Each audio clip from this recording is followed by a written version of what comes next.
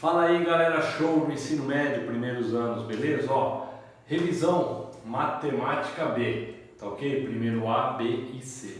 É o seguinte, para esse trabalho avaliativo aí, essa atividade avaliativa que vocês vão fazer, potências radicais, certo? Na página 126 da Bienal tem as propriedades, eu passei ali as propriedades para vocês estudarem, certo? Nós fizemos alguns exercícios de sala de aula. Então, o que vocês vão observar? Vocês vão observar nessas situações em que existe um entrelaçamento sobre a potência e os radicais, a potenciação e radiciação. Elas se completam, elas se complementam.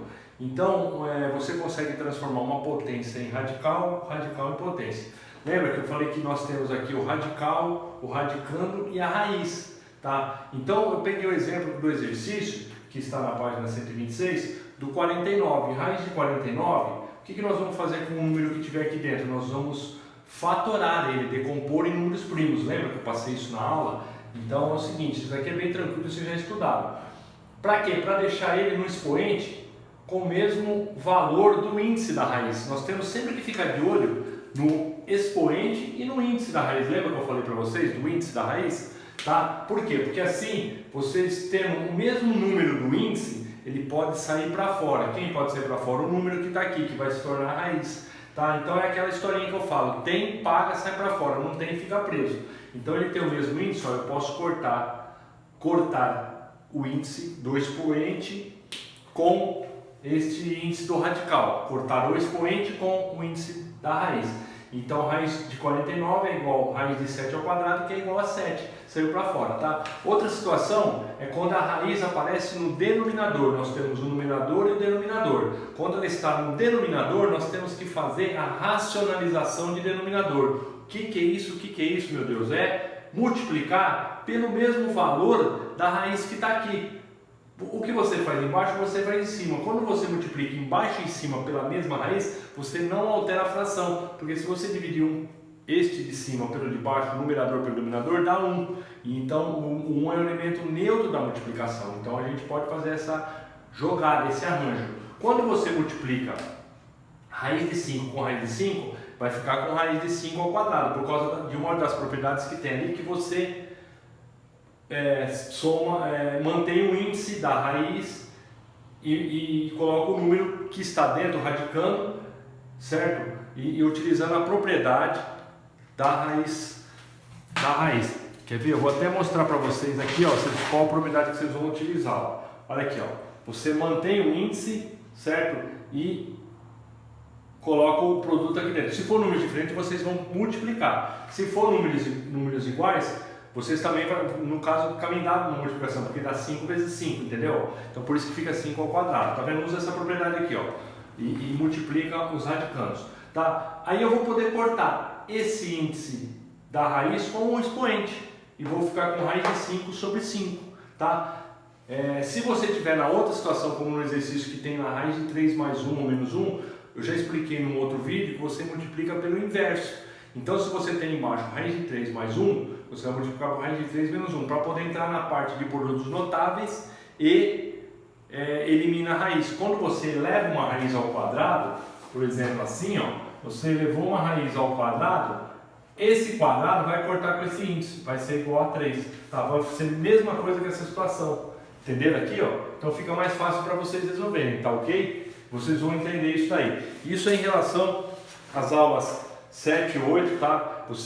Eu já resolvi bastante exercício desses aqui para vocês, coloquei situações igual a essa daqui para vocês resolverem, para vocês terem mais facilidade, tá ok? A outra aula, que é a 9 e 10, sobre ângulos, já passei para vocês já estudaram também, qual que é a informação principal. Para formar-se um ângulo, nós temos aqui um vértice e sai duas semi-retas. O que forma aqui dentro é o ângulo. Então ele é formado a partir de um vértice, tá? Então eu tenho o segmento VA e o segmento VB. Eu tenho o vértice. Se eu cortar essa com uma nova semi-reta ao meio, eu vou ter um ângulo para lá e um ângulo para cá, como esse beta, ó, dois ângulos iguais. Ele vai ser chamado de bissetriz. A bissetriz ela sai do vértice e ela corta o ângulo em dois outros ângulos iguais. tá? Então ela corta o ângulo ao meio, tá ok? Beleza? Outra informação importante, os ângulos complementares, a soma dele é 90 graus. Então o complemento de um ângulo é 90 menos x. Por exemplo, qual que é o complemento de 30? 90 menos 30 é 60, o seu complemento é 60.